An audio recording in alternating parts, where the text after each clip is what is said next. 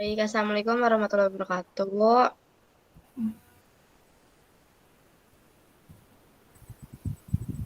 Kami dari kelompok 8 ingin mempresentasikan hasil diskusi yang sudah kami laksanakan, yaitu pembahasannya tentang peraturan undang-undang yang berkaitan dengan profesi bimbingan dan konseling. Dengan beranggota 3 orang, yaitu Aisyah Salsabila, Khairunisa, dan saya sendiri Salsabila Rahmatika.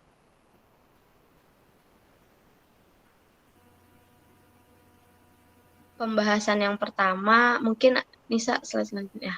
Yang pertama yaitu peraturan perundang-undang yang berkaitan dengan profesi BK.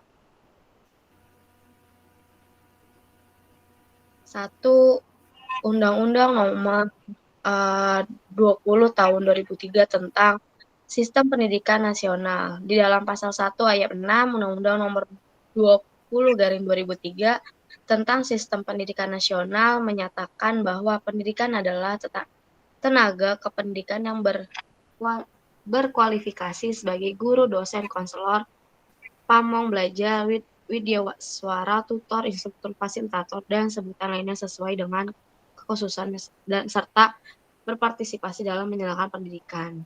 Dengan demikian, ditegaskan bahwa konselor termasuk ke dalam kategori pendidikan berdasarkan undang-undang di atas secara eksplisit menunjukkan bahwa konselor adalah pendidik yang tugas utamanya yang pertama mewujudkan suasana belajar dan yang kedua mewujudkan suasana pembelajaran. Suasana belajar yang dimaksud adalah kondisi yang terjadi pada diri klien yang menjadi proses konseling sesuatu belajar dan efektif pada diri klien dapat diwujudkan melalui proses konseling yang efektif.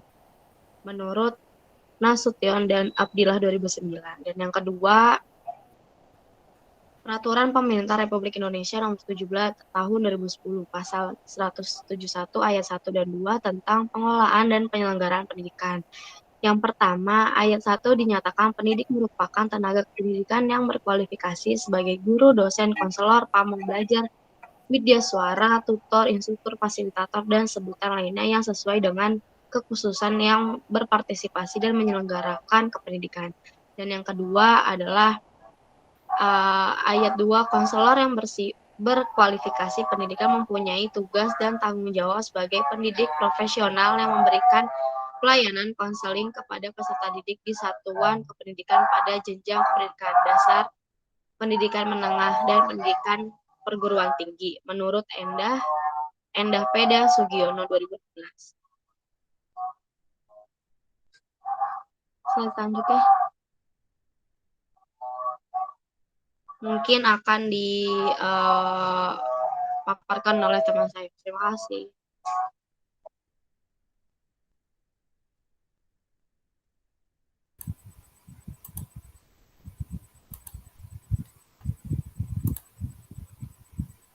Baik, selanjutnya yaitu Peraturan Menteri Pendidikan Nasional Nomor 27 Tahun 2008 tentang standar kualifikasi akademik dan kompetensi guru bimbingan dan konseling.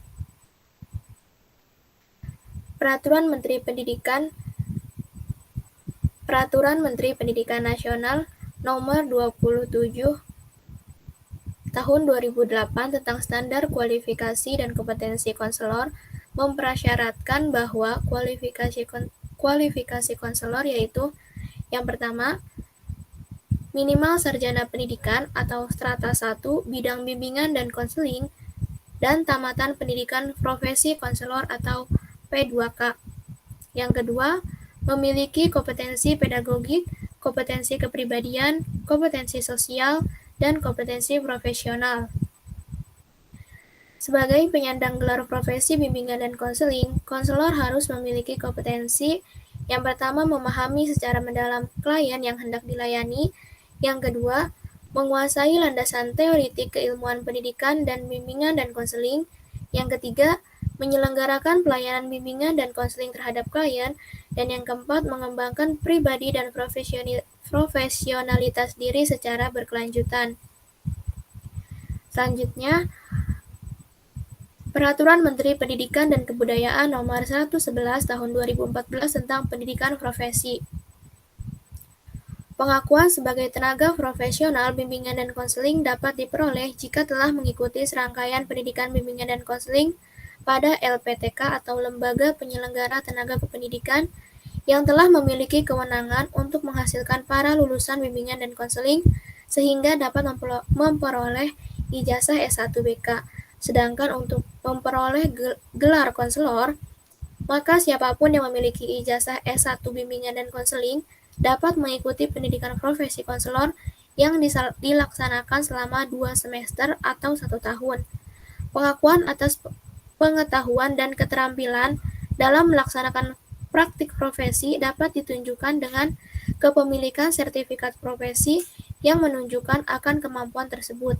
Cara untuk memperoleh sertifikat profesi adalah dengan mengikuti serangkaian pendidikan profesi yang berfungsi untuk mengasah dan menilai kemampuan dari profesi yang ditekuni, sehingga tidak ada keraguan dalam pelaksanaan praktisnya.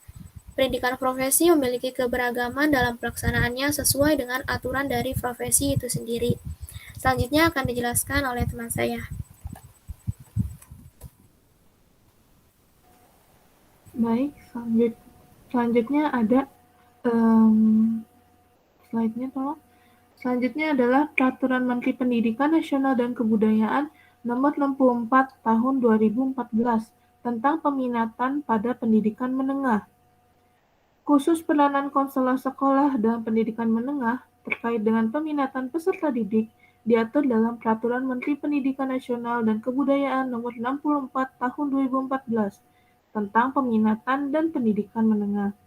Dalam peraturan tersebut dinyatakan peminatan akademik, peminatan kejurusan, lintas minat kejurusan, lintas minat, dan pendalaman minat untuk satuan pendidikan menengah, yaitu sekolah menengah atas atau madrasah aliyah atau SMA atau MA, dan sekolah menengah kejurusan atau madrasah aliyah atau SMK MAK.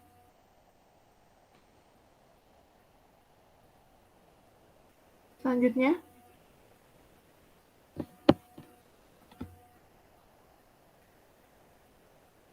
yang keenam adalah Permendikbud Nomor 111 Pasal 2 tentang bimbingan dan konseling pada pendidikan dasar dan pendidikan menengah.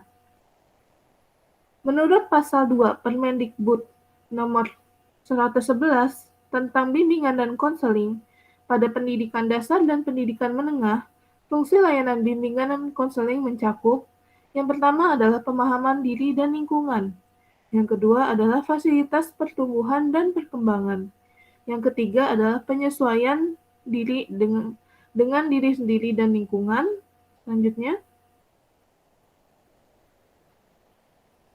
yang keempat ada penyaluran pilihan pendidikan pekerjaan dan karir. Yang kelima ada pencegahan timbulnya masalah. Yang keenam adalah perbaikan dan penyembuhan. Selanjutnya,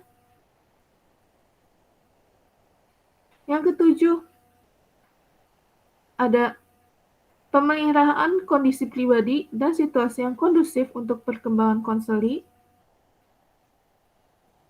Yang kedelapan ada pengembangan potensi optimal. Yang kesembilan ada advokasi diri terhadap perlakuan diskriminatif. Yang ke-10 ada membangun adaptasi pendidik dan tenaga kependidikan terhadap program aktivitas pendidikan sesuai dengan latar belakang pendidikan, bakat, kemampuan, kecepatan belajar, dan kebutuhan konseli. Selanjutnya,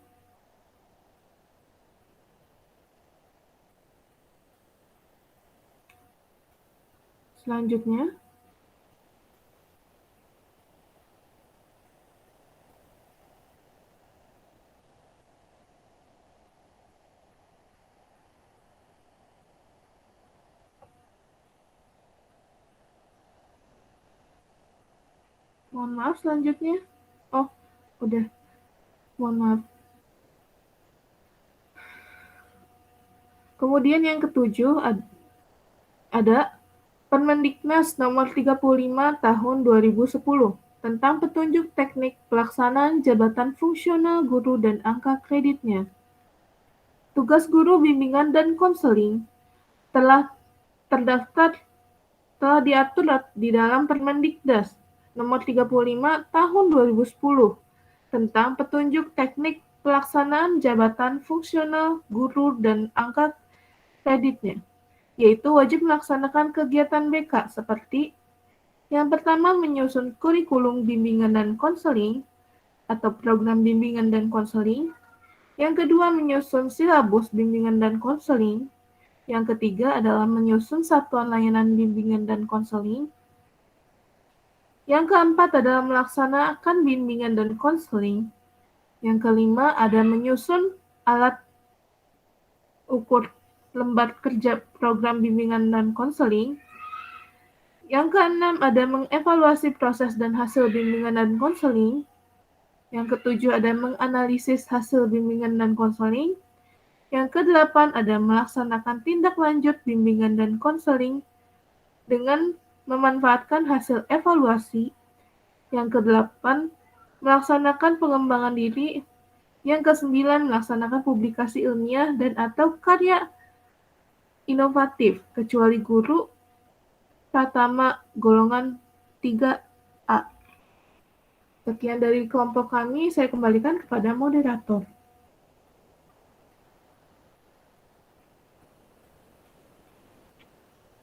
Ya, terima kasih kepada Nisa dan Nisa yang sudah memaparkan materinya. Saya sebagai moderator berterima kasih dan mungkin cukup sekian yang bisa kami sampaikan tentang peraturan perundang-undang yang berkaitan dengan profesi bimbingan dan konseling. Kurang lebihnya mohon maaf. Wabillahi taufiq wal hidayah. Wassalamualaikum warahmatullahi wabarakatuh.